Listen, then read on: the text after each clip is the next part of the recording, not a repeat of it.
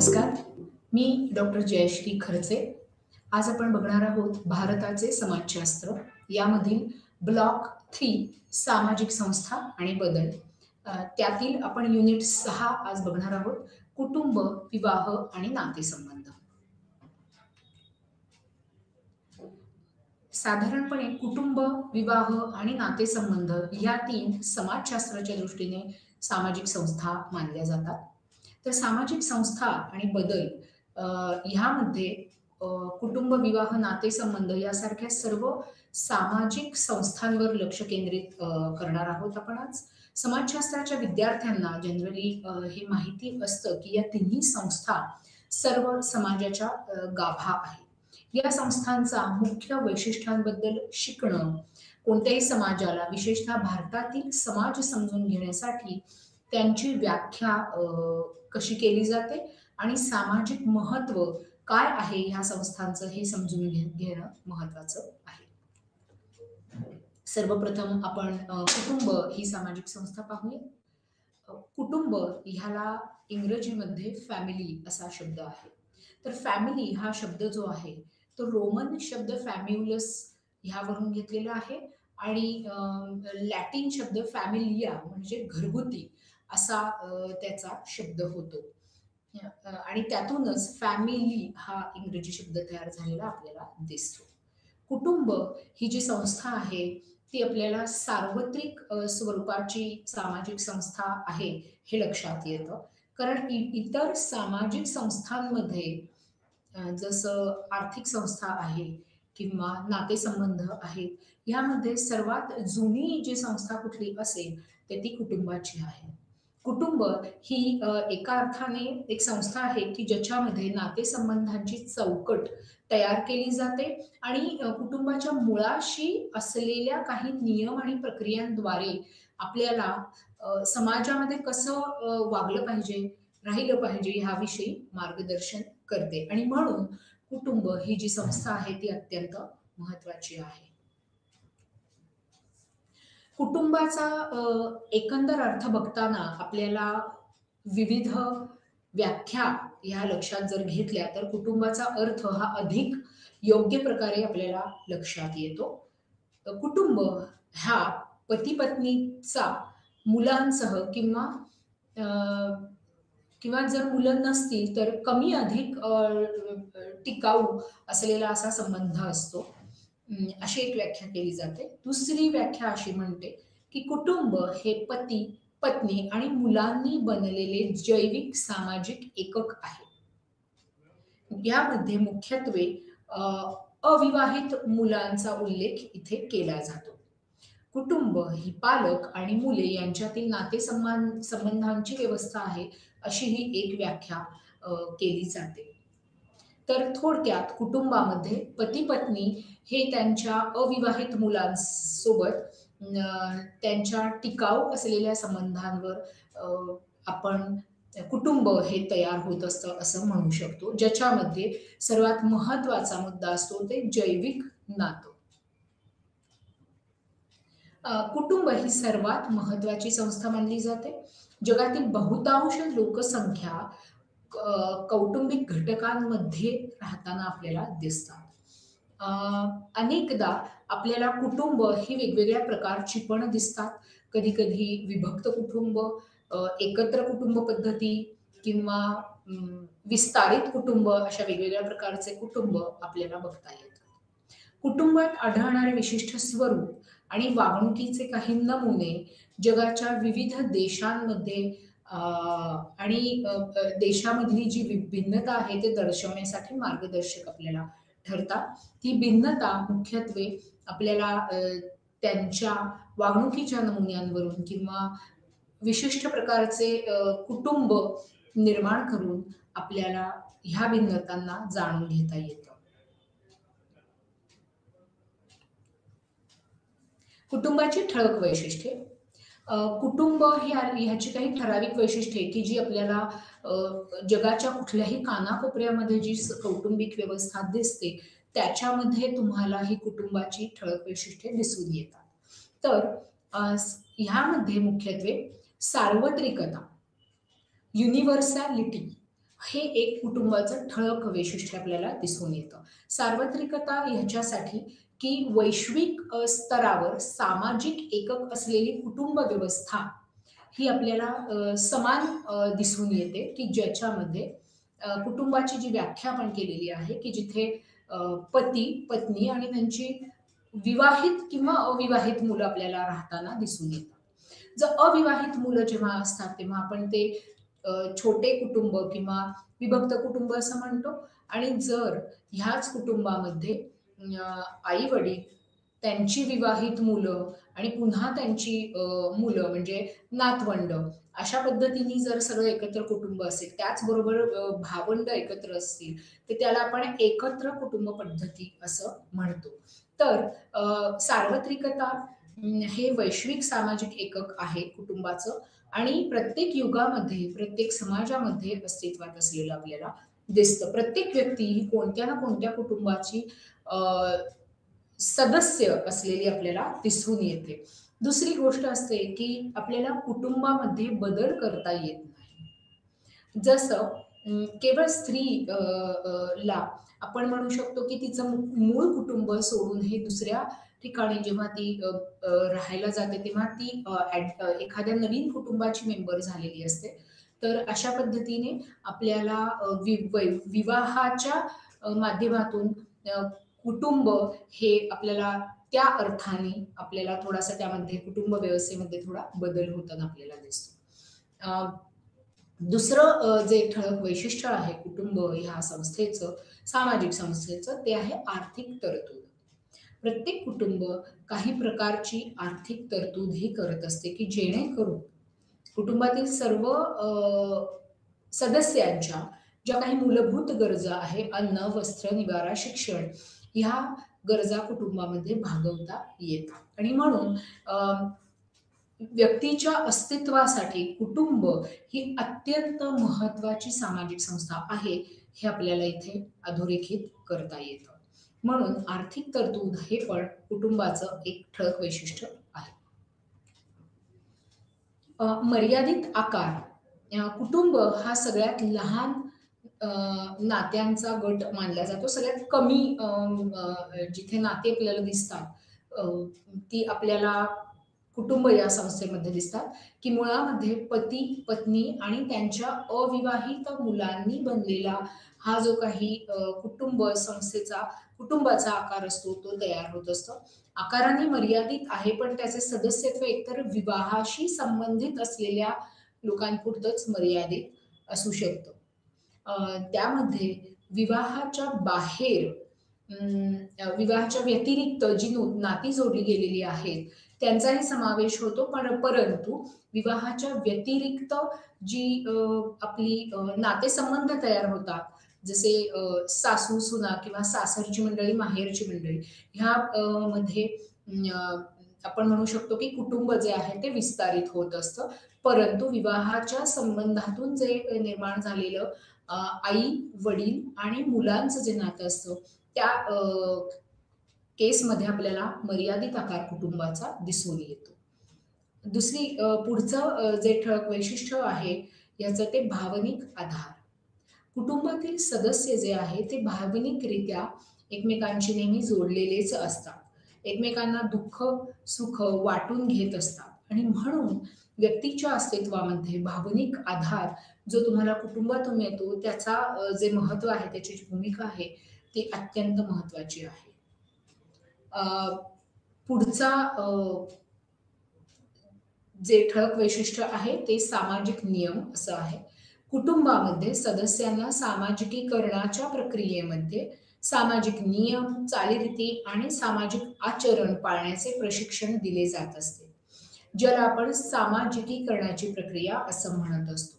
कुटुंबामध्ये सामाजिक नियम शिकवले जातात, जे आपल्याला अनेकदा शैक्षणिक अ, ज्या संस्था आहेत त्याच्यातून शिकवले जात नाहीत. परंतु ते सामाजिक नियम आपल्याला अनेकदा आपल्याला कुटुंबातून आपण शिकत असतो. जे वेगवेगळ्या चालीरीती कशा आहेत, त्यांचं महत्त्व काय आहे, हे सांगितलं जातं आणि त्याचबरोबर सामाजिक आचरण पाळण्याचं जे काही महत्त्वाचे नियम आपल्याला कुटुंबामधूनच शिकवले जात असतात. तर म्हणून सामाजिक नियम असणं ही पण कुटुंबाचं एक ठळक वैशिष्ट्य आहे. कुटुंबाची कार्य आपण पाहूयात. जसं प्रत्येक सामाजिक संस्थेची काही कार्य ठरलेली आहेत, तशीच कौटुंबिक कार्यसुद्धा महत्त्वाची असतात. कुटुंब ही एक संस्था म्हणून काही कार्य समाजामध्ये पार पाडत असते, की त्याचं स्वरूप अत्यंत ॲब्स्ट्रॅक्ट असं असतं, अमूर्त असं असतं. परंतु आपण सगळेच समाजाचा प्रत्येक घटक त्या फेजमधून आपल्याला जात असताना दिसतो. तर ऑकबर्न आणि निमकॉफ ह्या समाजशास्त्रज्ञांनी कुटुंबाच्या कार्याची 6 श्रेणींमध्ये विभागणी केलेली दिसून येते. तर त्याच्या आधारे आपण कुटुंबाची जी कार्य आहेत ती समजून घेण्याचा प्रयत्न करूया. तर या जो 6 श्रेणी आहेत त्याच्यामध्ये सगळ्यात पहिलं जे कुटुंबाचं कार्य आहे ते स्नेहपूर्ण स्वरूपाचं दिसून येतं. नंतर आर्थिक स्वरूपाचं दिसून येतं. मनोरंजनात्मक कार्य हे कुटुंब पार पाडत असतं आणि त्याचबरोबर संरक्षणात्मक कार्य, धार्मिक कार्य आणि शैक्षणिक कार्य ही विविध प्रकारची कार्य सुद्धा आपल्याला कुटुंबातूनच पार पाडायची असतात. तर अ, ह्या सगळ्या कार्यांची थोडीशी अजून सखोल माहिती आता आपण बघतोय. सर्वप्रथम आणि अतिशय मूलभूत असं कुटुंबाचं कार्य म्हणजे लैंगिक गरजांची पूर्तता आणि त्यांची जैविक कार्य. म्हणजे काय? तर कुटुंबातील पहिली आणि प्रमुख जैविक कार्य म्हणजे पती-पत्नी यांच्यातील लैंगिक इच्छांची पूर्तता करणे आणि अधिक प्रमाणात व्यवस्थित आणि सामाजिक मान्यताप्राप्त पद्धतीने त्या लैंगिक इच्छा भागवणे आणि त्याचबरोबर प्रजनन हेही एक महत्त्वाचं कार्य आपल्याला कुटुंबाचं दिसून येतं. पुढचं जे आहे की मुलांचे उत्पादन आणि संगोपन. कुटुंबाचे पुढील महत्त्वाचे जैविक कार्य म्हणजे संतती. कुटुंब ही मुलांच्या संगोपनासाठी एक उत्कृष्ट अशी संस्था आहे आणि नवीन पिढीला कौटुंबिक वारसा मिळतो. तर कुटुंबाचं हे एक महत्त्वाचं कार्य आहे, की ज्या ठिकाणी लहान मुलांचे संगोपन हे योग्य ठिकाणी होतंय, अशा कुटुंबाला आपण आदर्श कुटुंबही म्हणू शकतो.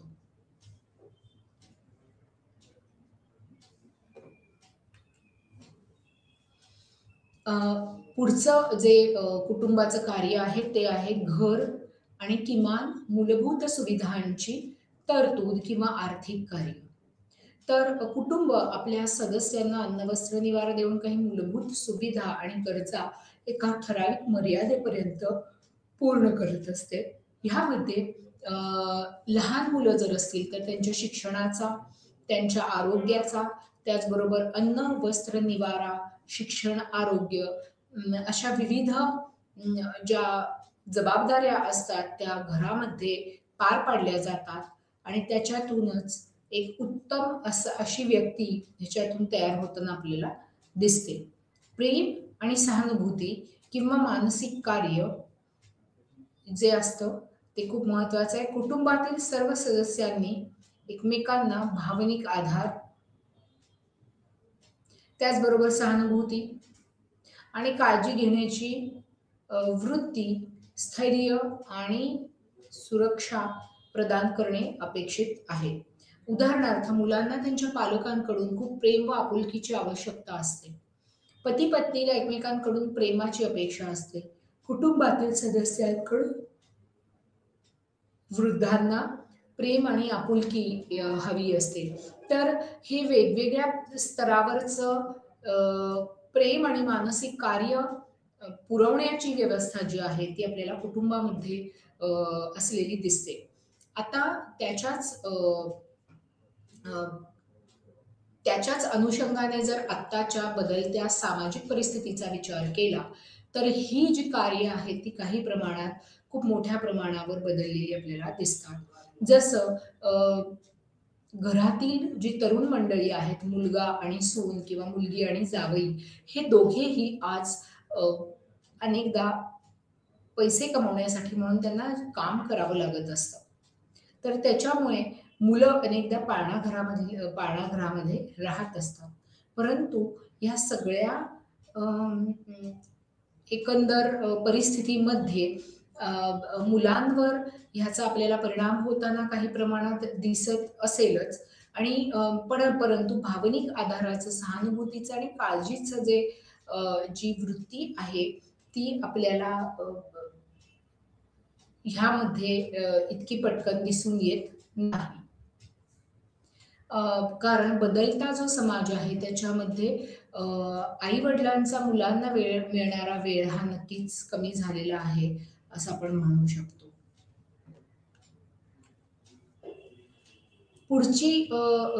पुढचा जो सामाजिक कुटुंबाचा एक कार्य आहे ते आहे सामाजिकीकरण.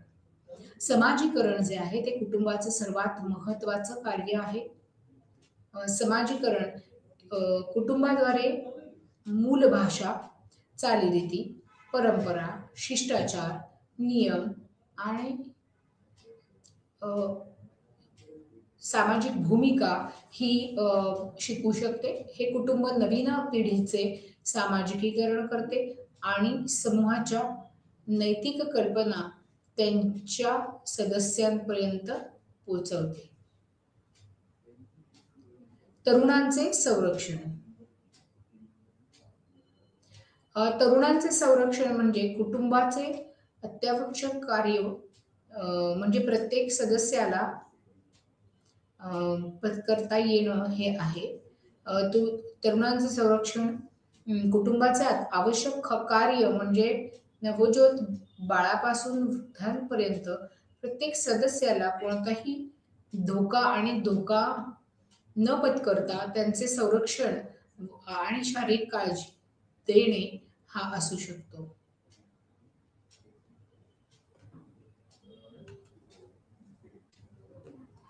आपण पुन्हा एकदा कुटुंबाच्या कार्यांकडे आपण बघणार आहोत. कुटुंबाची ठळक वैशिष्ट्ये आपण अशी बघितलेली आहेत, की सार्वत्रिकता. अ, कुटुंब ही सामाजिक संस्था सार्वत्रिक स्वरूपाची आहे. युनिव्हर्सल आहे. कारण जगाच्या प्रत्येक पाठीवर आपल्याला कुटुंब संस्था आढळून येते. त्यानंतर दुसरं आहे आर्थिक तरतूद. प्रत्येक कुटुंबाची काही प्रकारची आर्थिक तरतूद ही असते.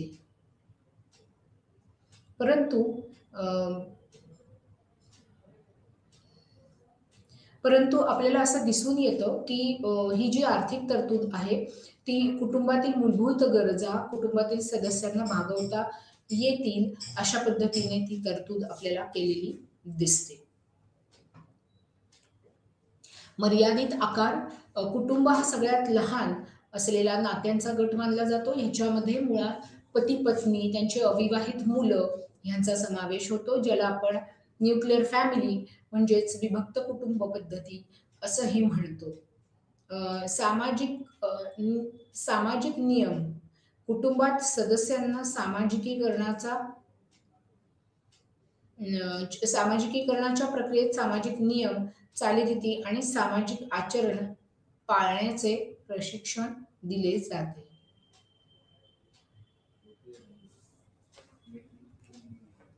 कुटुंबाची कार्य पुन्हा एकदा आपण बघूया.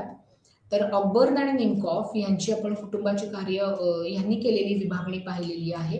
त्यांनी कुटुंबाची 6 कार्यांमध्ये विभागणी केलेली आहे. त्याच्यामध्ये पहिलं आहे स्नेहपूर्ण कार्य, दुसरं आहे आर्थिक कार्य, तिसरं आहे मनोरंजनात्मक कार्य, चौथं आहे संरक्षणात्मक कार्य, 5वं आहे धार्मिक आणि नंतर शैक्षणिक कार्य.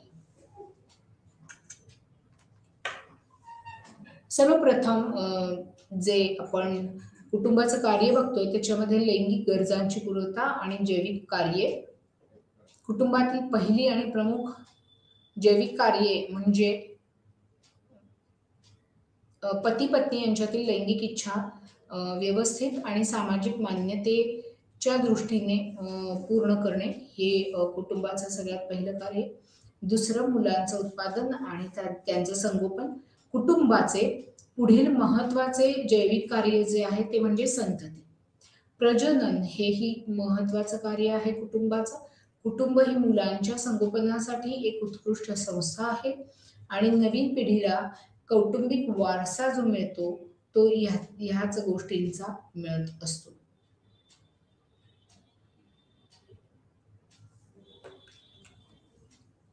घर आणि किमान मूलभूत सुविधांची तरतूद किंवा आर्थिक कार्य. कुटुंब आपल्या सदस्यांना अनेक अन्न, वस्त्र आणि निवारा देऊन काही मूलभूत गरजा, सुविधा एका मर्यादेपर्यंत पूर्ण करू शकतो.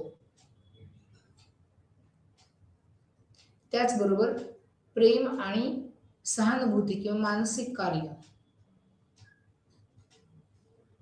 कुटुंबातील सर्व सदस्यांनी एकमेकांना भावनिक आधार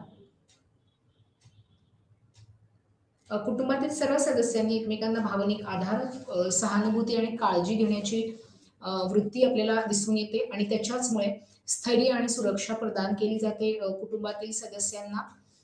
उदाहरणार्थ मुलांना त्यांच्या पालकाकडून प्रेम आणि आपुलकी कधी मिळणारे, कुटुंबातील सदस्यांकडून वृद्धांना प्रेम आणि आपुलकी कसं देऊ शकतो ह्याचाही विचार होणं खूप गरजेचं आहे.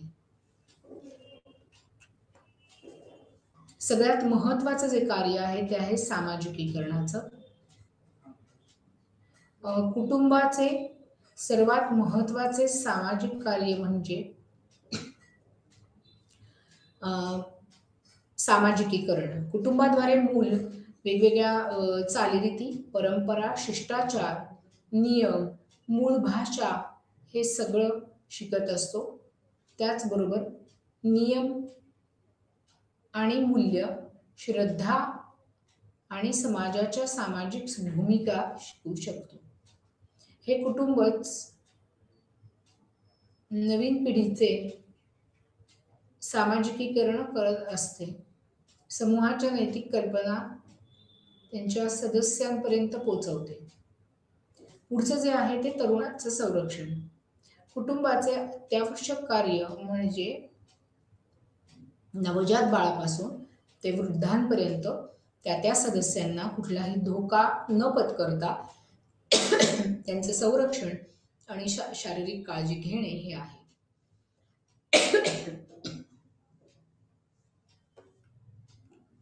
आता आपण जाऊयात विवाह संस्थेकडे. विवाह ही कुटुंबासारख्या सार्वत्रिक सामाजिक संस्थांपैकीच एक आहे. विवाह आणि कुटुंब संस्था या एकमेकांशी अगदी जवळून जोडलेल्या आणि परस्पर पूरक आहेत. तर विवाह म्हणजे नक्की काय? विवाह ही केवळ वयाची अट न राहता ती आता आपण बघतोय.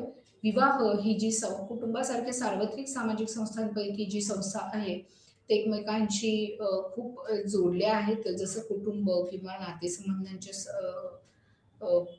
संस्थांबरोबर विवाहाचं स्वरूप, प्रकार आणि कार्य समाजामध्ये भिन्न असू शकतात, परंतु ती संस्था म्हणून सर्वत्र अस्तित्वात आपल्याला दिसते. म्हणजे जगाच्या कान्याकोपऱ्यामध्ये विवाह संस्थेला तितकंच महत्व असलेलं आपल्याला दिसून येतं.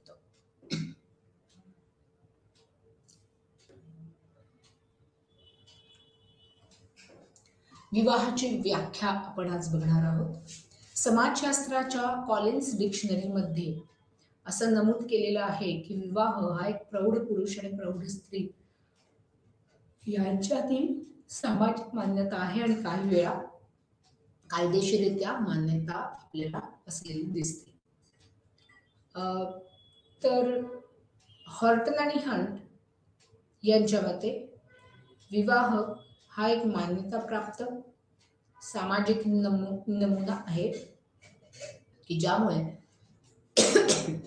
दोन किंवा अधिक व्यक्ती एक कुटुंब स्थापन करताना आपल्याला दिसतात. मॅलिनोव्स्की जे मानववंशशास्त्रज्ञ होऊन गेले ते म्हणतात की विवाह हा मुलांच्या उत्पादनासाठी आणि देखभालीचा करार आहे.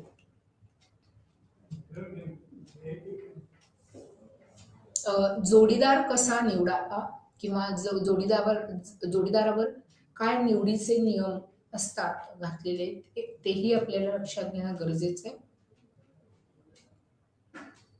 याच्यामध्ये प्रतिबंधात्मक नियम, हे प्रतिबंधात्मक नियम आहेत जे आहेत आणि स्त्रियांना विशिष्ट श्रेणीतील लोकांशी वैवाहिक संबंध ठेवण्यापासून प्रतिबंधित करतात. काही नियम जे आहेत विवाहित जोडीदार निवडण्याचे ते पुढील प्रमाणे आहेत. होबेल या समाजशास्त्राच्या मते एंडोगॅमी, ज्याला आंतरविवाह असं म्हटलं जातं, तो एक सामाजिक नियम आहे. आंतरविवाहामध्ये काय असतं तर आंतरविवाह हा एक अशी विवाहाची पद्धत आहे की ज्याच्यामध्ये स्त्री किंवा पुरुष ह्या दोघांनीही त्याच एका गटामध्ये अभ्यास करणं हे महत्वाचं मानलं जातं. तर होबेलच्या मते एंडोगॅमी एक सामाजिक नियम आहे ज्यामध्ये एखाद्या व्यक्तीने एका परिभाषित सामाजिक गटामध्ये विवाह करणे आवश्यक आहे, ज्याचा तो सदस्य आहे. एंडोगॅमी हा विवाहाचा एक नियम आहे ज्यामध्ये जीवन साथी जो आहे तो गटाच्या बाहेर जाण्यास मनाई आहे. एंडोगॅमी म्हणजे ज्याला आंतरविवाह असं म्हणतो, त्याच्यामध्ये लग्न हे त्या गटातच करण्याची परवानगी असते.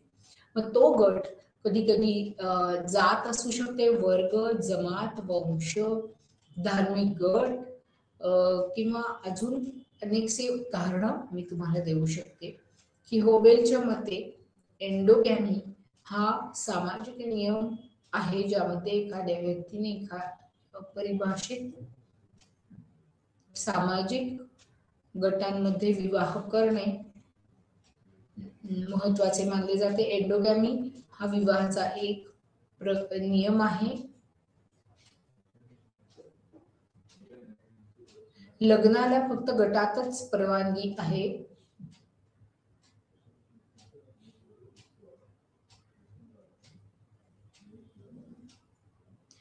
लग्नाला फक्त गटात परवानगी आहे आणि गट, जात, वर्ग, जमात, वंश, गाव, धार्मिक गट इत्यादी काही असू शकतो. एंडोगॅमीचा उद्देश हे मानसिक शुद्धता राखणे, भौगोलिक पृथक्करण थांबवणे, धार्मिक भेद कमी करणे, सांस्कृतिक फरक जो आहे तो अत्यंत जाणवू नये, श्रेष्ठतेची किंवा कनिष्ठतेची भावना जी आहे ती इथे महत्वाची असते आणि वेगळेपणाचे धोरण, संपत्ती ठेवण्याची इच्छा, या सगळ्यांमध्ये आपल्याला एंडोगॅमी चं महत्व काय आहे किंवा एंडोगॅमी ही कशा पद्धतीने आंतरविवाह ह्या विवाहाच्या प्रकारामध्ये काय नक्की त्याची संकल्पना आहे ते लक्षात येतं.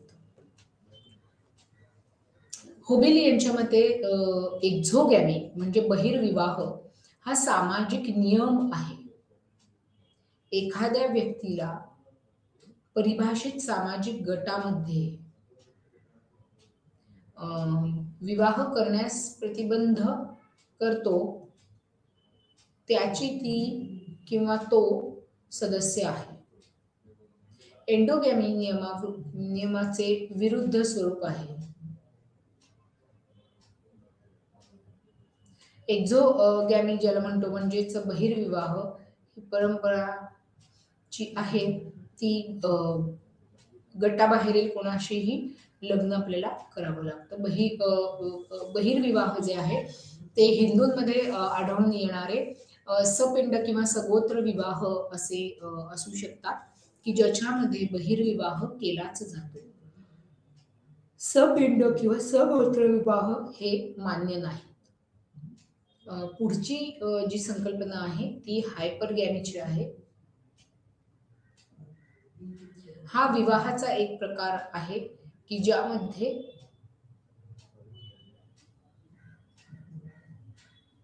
हायपरगॅमी ज्याला आपण अनुलोम विवाह असं म्हणतो, हा विवाहाचा एक प्रकार आहे की ज्यामध्ये उच्च अशा प्रकारे हायपरगॅमी जे आहे अनुलोम विवाह यामध्ये उच्च जातीतील मुलगा हा कनिष्ठ जातीतील मुलीशी लग्न करतो आणि अशा प्रकारे उदाहरण म्हणून ब्राह्मण मुलगा कुठल्याही इतर कनिष्ठ जातीतील किंवा वर्णाच्या मुलीशी विवाह करू शकतो.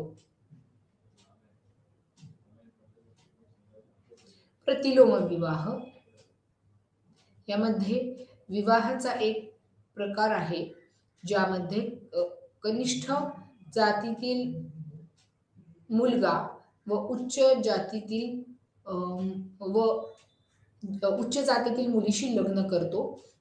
पारंपरिक समाजामध्ये अशा विवाहाला प्रोत्साहन किंवा प्राधान्य दिले जात नव्हतं, परंतु त्यामुळे ब्राह्मण मुलाला कनिष्ठ जातीतल्या किंवा वर्णातील मुलीशी लग्न करून समाजाकडून मान्यता मिळवणे शक्य नव्हते.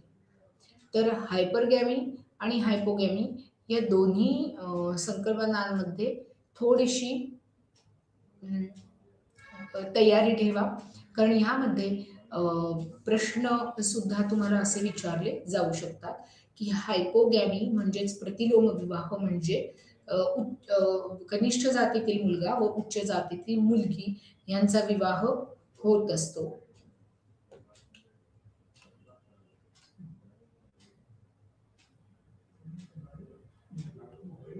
तर आपल्याला विवाहाचे हे विविध प्रकार जसं हायपरगॅमी, हायपोगॅमी किंवा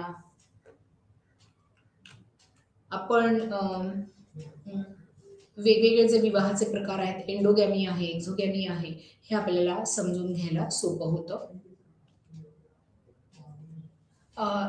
तर एक्झोगॅमी हा जो प्रकार आहे याविषयी आपल्याला अनेकदा माहिती आहे की जर जातीच्या बाहेर विवाह केला तर अनेकदा आपल्याला लक्षात येतं की त्या जोडप्याला वाळत टाकलं जातं किंवा त्याला गटातून बाहेर टाकले जाते. तर हे म्हणजे काय? तर एक्झोगॅमी, एंडोगॅमी यांचे जे काही उद्दिष्ट आहेत ते पूर्ण करण्याच्या दृष्टीने हे गट निर्माण झालेले आहेत, असं काही समाजशास्त्रज्ञांचं मत आहे. तर एक्झोगॅमी ही जी प्रथा आहे त्याच्यामध्ये खूपच वेगळ्या पद्धतीने हे सगळं तयार झालेलं आहे.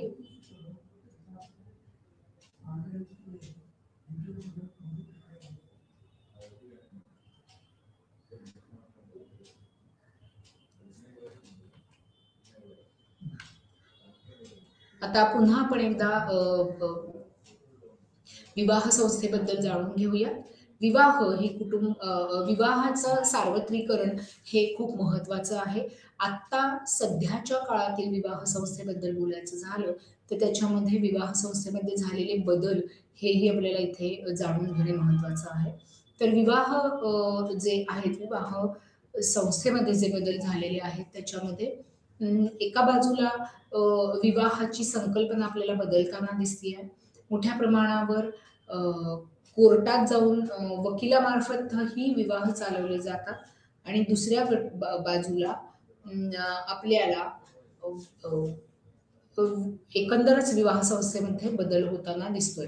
विवाह संस्था आणि कुटुंब संस्था जी आहे ही एकमेकांवर अवलंबून आहेत किंवा एक परस्पर पूरक आहेत हे आपण पाहिलेलं आहे. तर विवाह संस्था जी आहे त्याच्यातनं नवीन पिढी जन्माला येत असते आणि त्याचबरोबर त्यांचं संगोपन मात्र त्यांची आई किंवा वडील हे त्यांच्या कडून होत असतं आणि विवाह ही संस्था ही सार्वत्रिक असलेली दिसते, कारण जगाच्या प्रत्येक कानाकोपऱ्यामध्ये विवाह संस्थेला अत्यंत महत्त्व दिलं जातं. विवाहाचं स्वरूप कसं असतं तर स्वरूप बघितलं तर बरेचदा धार्मिक आधारावर विवाह संस्था ही आपल्याला असलेली दिसते. विवाहाचं जे स्वरूप आहे ते समाजानुसार वेगळं होऊ शकतं. त्याचं जे स्वरूप आहे ते अजून वेगळ्या पद्धतीने आपल्याला मांडलं गेलेलं दिसतं आणि म्हणून विवाह संस्था ही सर्वदूर पसरलेली सार्वत्रिक अशी संस्था आहे. त्याच्यामध्ये काही प्रमाणात वेगळी भाषा ही पण आपल्याला दिसून येते. अ, त्यानंतर आपण जेव्हा विवाहाची व्याख्या करतो त्याच्यामध्ये अनेक वेगवेगळ्या दृष्टिकोनातून विवाहाची व्याख्या केली गेलेली आहे. कॉलिन्स डिक्शनरीमध्ये असं नमूद केलेलं आहे, की विवाह हा एक प्रौढ पुरुष आणि प्रौढ स्त्री यांच्यातील मान्यता आहे. तर दुसऱ्या बाजूला आपण अ, कायदेशीररित्या मान्यता प्राप्त करून देतो आपण त्या व्यक्तीला. हॉर्टन आणि हंट यांच्यामध्ये तुम्हाला लक्षात येईल, यांच्यामध्ये विवाह हा एक मान्यताप्राप्त सामाजिक नमुना आहे, की ज्याद्वारे 2 किंवा अधिक व्यक्ती ही कुटुंब स्थापन करत असतात. मॅलिनोव्स्की असं म्हणतात, की विवाह हा मुलांच्या उत्पादनासाठी आणि देखभालीचा प्रकार आहे.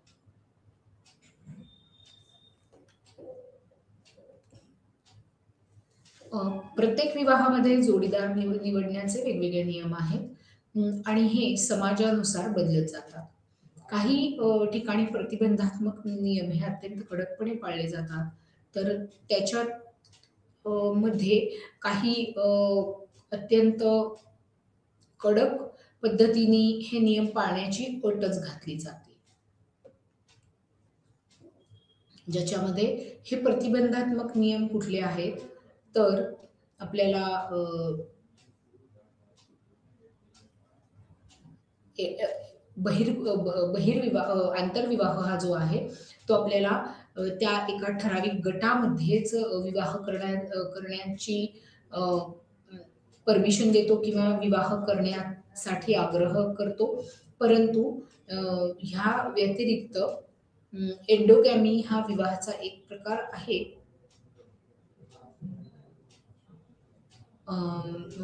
की ज्याच्यामध्ये जीवनसाथी गटाच्या बाहेर जाण्यासाठी मनाई आहे. ज्याच्यामध्ये कुठले-कुठले गट आहेत, तर त्यामध्ये गट हा जातीचा असू शकतो, वर्गाचा असू शकतो किंवा जमातीचा किंवा वंशाचा, एखादं गाव, धार्मिक गट असेही गट असू शकतात.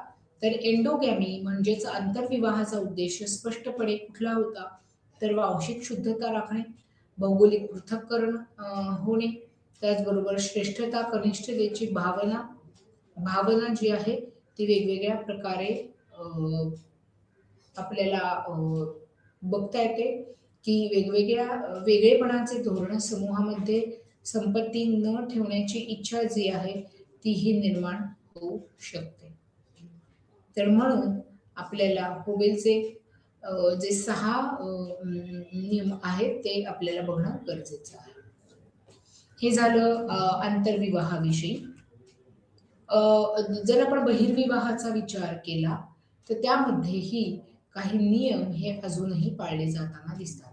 महाराष्ट्रामधल्या काही जाती किंवा जमाती अशा आहेत, की ज्याच्यामध्ये एक्झोगॅमी ही अ, मोठ्या प्रमाणावर सर्रासपणे वापरली जाणारी अं, ही एक हाही एक सामाजिक नियम आपल्याला दिसून येतो. ह्या एक्झोगॅमीमध्ये एखाद्या व्यक्तीला त्याच्या स्वतःच्या गटाबाहेरील कोणाशी तरी लग्न करावं लागतं. बहिर्गोळ विवाहामध्ये भारतातील हिंदूंमध्ये गोत्र तारीख असे विविध प्रकार धारण करतात. हायपरगॅमी म्हणजे अनुलोम आणि एक्झोगॅमी म्हणजे आपल्याला अ, बहिर्विवाह असं म्हणता येतं. हायपरगॅमी ज्याला अनुलोम म्हणतात आणि हायपोगॅमी ह्याला आपण प्रतिलोम विवाह असं म्हणतो. तर हे सुद्धा विवाहाचे 2 प्रकार आहेत.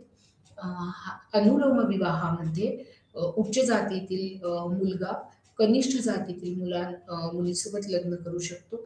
अशा प्रकारे उदाहरणार्थ ब्राह्मण जातीतील मुलगा हा कोणत्याही कनिष्ठ जातीतील मुलीशी विवाह करू शकतो. आणि दुसऱ्या बाजूला हायपोगॅमी म्हणजे की हा विवाहाचा एक प्रकार आहे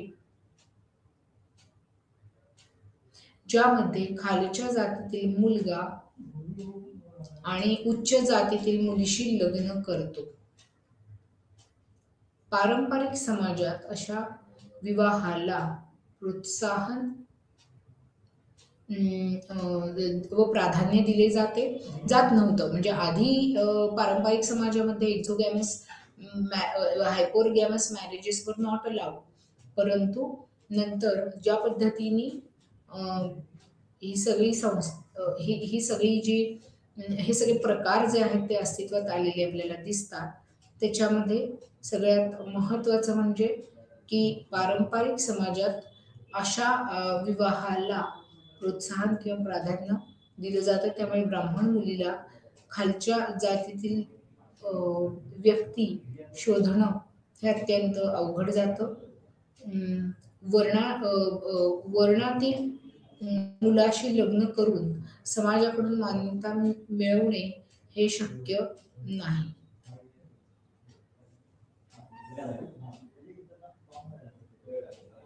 अशा प्रकारे अम, आपल्याला विवाह आणि कुटुंब ह्या दोन संस्था आपण इथे आज बघितलेल्या आहेत. त्याचबरोबर ह्याच्यावर आधारित जे नातेसंबंध आहेत, ते नातेसंबंध हे विविध प्रकारचे आपल्याला दिसून येतात. अ, विवाह ही अशी एक संस्था आहे, की ज्याच्यातून नातेसंबंध हे जास्त तयार होतात आणि भारतामध्ये मुख्यत्वे नातेसंबंधांची विविध नावं पण दिलेली आहेत. तर अ, ही जी विविध नावं विविध आपण नात्यांना दिलेली नावं आहेत, त्याचाही अतिशय उत्तम असा अभ्यास आपल्याला इरावती कर्वे तसेच वीणा दास यांनीही केलेला दिसतो. तर त्याच्यामध्ये अ, आपण पाहतो की नातेसंबंध आणि त्याप्रमाणे तयार होणारा समाज याच्यामध्ये कशा पद्धतीचं रिलेशन आहे ते. तर अशा इथे आपण जर पाहिलं तर विवाहामध्ये विवाह संस्था म्हणजे काय? विवाह त्याच्यानंतर लग्नाची व्याख्या किंवा विवाहाची व्याख्या काय आहे? त्याचबरोबर विवाह करताना जोडीदार निवडीचे नियम काय आहेत? हेही लक्षात घेणं गरजेचं होतं. यानंतर अ, जिथे आपण एंडोगॅमस मॅरेजेस म्हणजे आंतरविवाह हा एक सामाजिक नियम आहे, ज्यामध्ये एखाद्या व्यक्तीने एका परिभाषित सामाजिक गटामध्ये विवाह करणे आवश्यक आहे.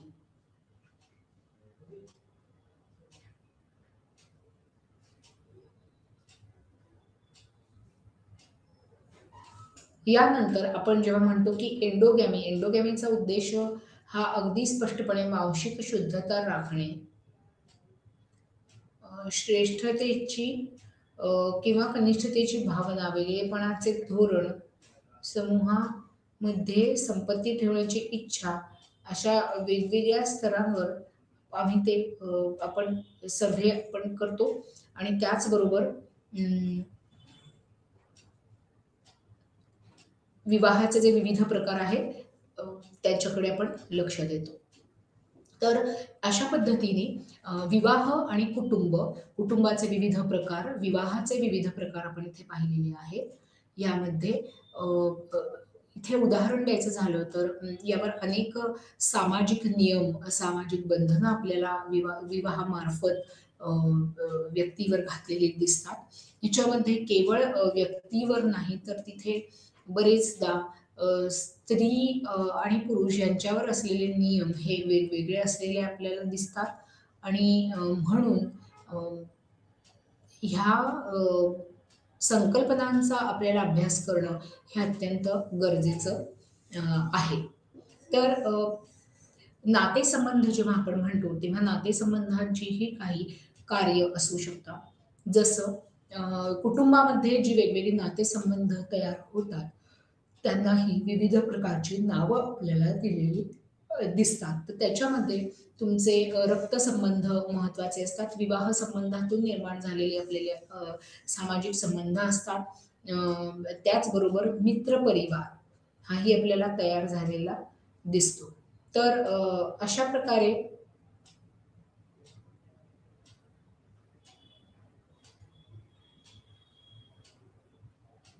अशा प्रकारे जातीनुसारही आपल्याला दिसून येतं जातीनुसारही आपल्याला दिसून येतं की प्रत्येक ठिकाणी जे काही नियम आहेत, समाजाचे नियम आहेत, ते वेगवेगळे असल्याचं आपल्याला लक्षात येतं. पुन्हा आपण एकदा थोडक्यात कुटुंबाची कार्ये बघूयात. स्नेहपूर्ण कार्य, आर्थिक कार्य, मनोरंजनात्मक कार्य, संरक्षणात्मक कार्य, धार्मिक कार्य आणि शैक्षणिक कार्य.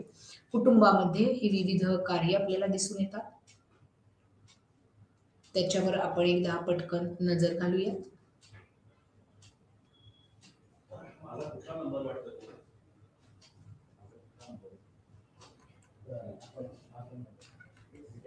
लैंगिक गरजांची पूर्तता आणि जैविक कार्य याच्यामध्ये लैंगिक इच्छांची पूर्तता महत्वाची मानली जाते आणि तीही सामाजिक मान्यता प्राप्त पद्धतीने पूर्ण केली जाते.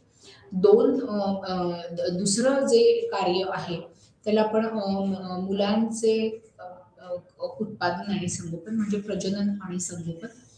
कुटुंबामध्ये हे जे काही कार्य केलं जातं त्याला जैविक कार्य म्हणजे संतती आहे असं मानलं जातं.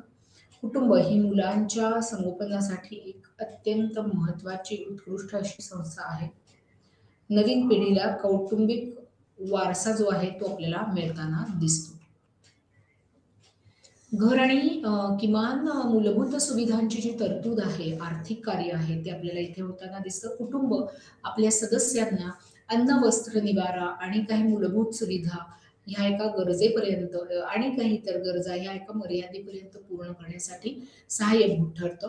तर त्याच्यासाठी हे खूप महत्वाचं आहे. त्याचबरोबर प्रेम आणि सहानुभूती अत्यंत महत्वाची आहे. मानसिक कार्य जेव्हा येतं तेव्हा कुटुंबातील सर्व सदस्यांनी एकमेकांना भावनिक आधार, सहानुभूती, काळजी घेण्याची वृत्ती, स्थैर्य आणि सुरक्षा प्रदान करणे अपेक्षित आहे. उदाहरणार्थ, मुलांना त्यांच्या पालकांकडून प्रेम आणि आपुलकीची आवश्यकता असते. पती पत्नीला एकमेकांकडून प्रेम हवे असते. कुटुंबातील सदस्यांकडून वृद्धांनाही प्रेम आणि आपुलकी हवी असते. तर अशा प्रकारे हेही कुटुंबाचं एक कार्य आहे हे आपल्याला लक्षात येतं. सामाजिकीकरण हे कुटुंबाचं सगळ्यात महत्वाचं कार्य आहे. कुटुंबामध्ये मूल हे विविध सामाजिक कार्य करायला शिकत असतं, भाषा शिकत असते, चालीरीती, परंपरा, शिष्टाचार कसे वागावे, कसे वागू नये, त्याचबरोबर नियम आणि मूल्य, श्रद्धा आणि समाजाच्या सामाजिक भूमिका शिकू शकते. कुटुंबच नवीन पिढीचे सामाजिकीकरण करत असते आणि समूहाच्या नैतिक कल्पना ज्या आहेत त्या त्यांच्यापर्यंत पोहोचवत असते. तर तरुणांना संरक्षण देणं हे पण कुटुंबाचं अत्यावश्यक कार्य मानलं जातं. कारण प्रत्येक सदस्याला कोणताही धोका आणि धोका न पत्करता त्यांचं संरक्षण हे महत्वाचं आहे.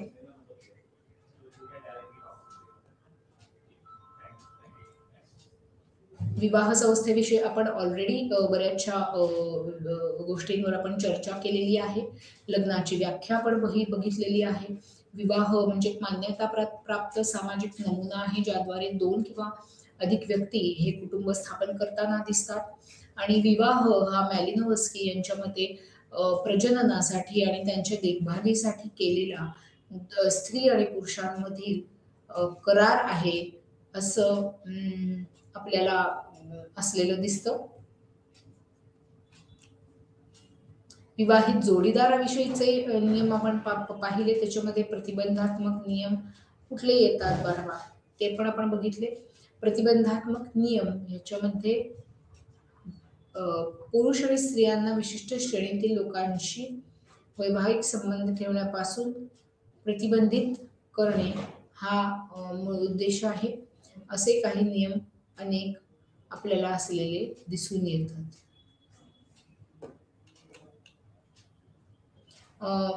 विवाहात जोडीदाराचे नियम पाळताना, जोडीदार निवडीचे नियम पाळताना होबेल, त्याचबरोबर अ,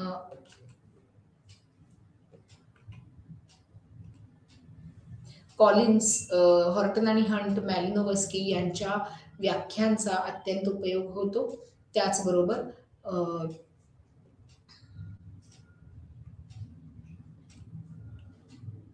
अ, विवाहाची कार्यही आपण पाहिलेली आहेत. विवाहाची कार्य जे आहेत त्यामध्ये लैंगिक गरजा भागवणे हे एक कार्य आहे. त्याचबरोबर येणाऱ्या आपल्या संततीला योग्य पद्धतीने अं, आपल्याला दिसून येतं की योग्य पद्धतीने त्या विवाहांमध्ये जोडीदार निवडले जातात.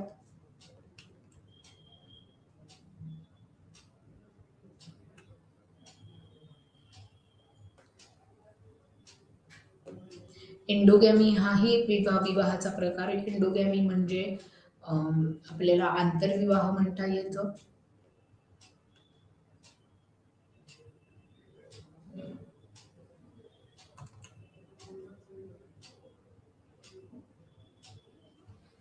त्याचबरोबर आपण अनुलोम आणि प्रतिलोम विवाह हेही पाहिलेले आहेत.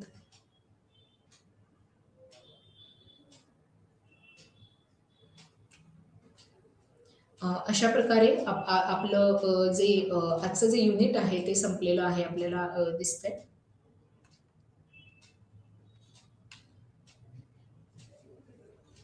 विवाह ही जी संस्था आहे, अशा प्रकारे विवाहामध्ये आपण विवाह संस्था आणि विवाह संस्थेमुळे कुटुंब संस्था ही बदलत असताना दिसते. विवाहामधल्या जोडीदारांचे नियमही आजकाल आपल्याला बदलताना दिसतात.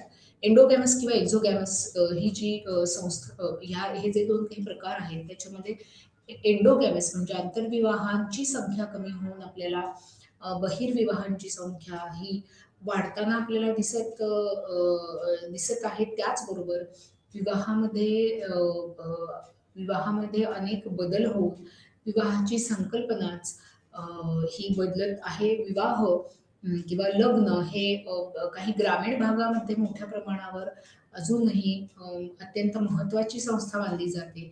परंतु शहरी भागांमध्ये बघता त्याचं पूर्णपणे त्याचा पूर्णपणे वेगळं एक स्वरूप आपल्या समोर येतं. ह्याचा संपूर्ण इम्पॅक्ट हा कुटुंबावर नक्कीच होत असतो. तर अशा प्रकारे कुटुंब असू दे नाहीतर अ, विवाह असू दे किंवा नातेसंबंध असू दे, या सगळ्यांचा इम्पॅक्ट जो आहे तो आपल्याला दिसून येतो. त्याचबरोबर आपण प्रेमविवाहांना मिळालेली मान्यता आणि त्याच्याही पुढे जाऊन आजकाल युवक-युवती हे लग्नाशिवाय राहताना आपल्याला दिसत आहेत. ह्याचंही परिवर्तन पुढे जाऊन विवाहामध्ये आपल्याला होतंय. त्याप्रमाणे आपल्याला कायद्यांमध्येही काही प्रमाणात बदल आलेले दिसून येत आहेत. तर अशा प्रकारे एक्झोगॅमी, एंडोगॅमी, त्याचबरोबर अनुलोम आणि प्रतिलोम विवाह हे सर्व प्रकारचे जे मूळ हे जे प्रकार आहेत, हे आपल्याला संपूर्ण जगभर आपल्याला दिसून येतात आणि म्हणूनच समाजशास्त्रामध्ये विवाहाचे वेगवेगळे प्रकार आपण अशा पद्धतीने शिकत असतो.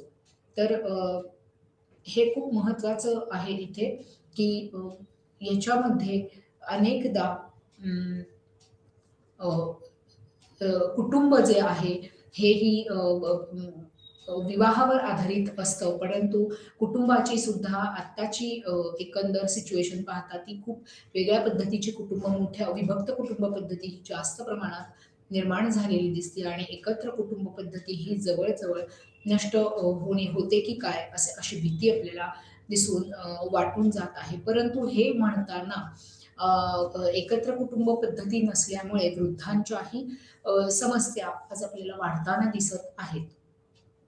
तर ह्यामुळे एकत्र कुटुंब पद्धती ही अनेक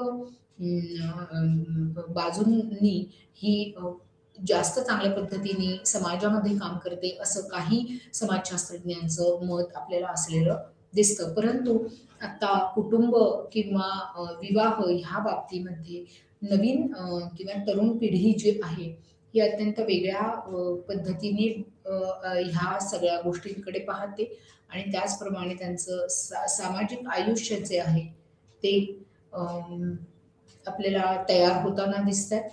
तर अशा पद्धतीने आज आपल्या ब्लॉगमधील अ, विवाह, कुटुंब आणि नातेसंबंध ह्यावर आपण आज प्रकाश टाकला. अ, त्यामधली कुटुंबाची कार्य, विवाहाची कार्य, विवाहाचे प्रकार याविषयी चर्चा केली. पुढच्या वेळेस आपण ह्याचाच उर्वरित भाग बघूया. नमस्कार.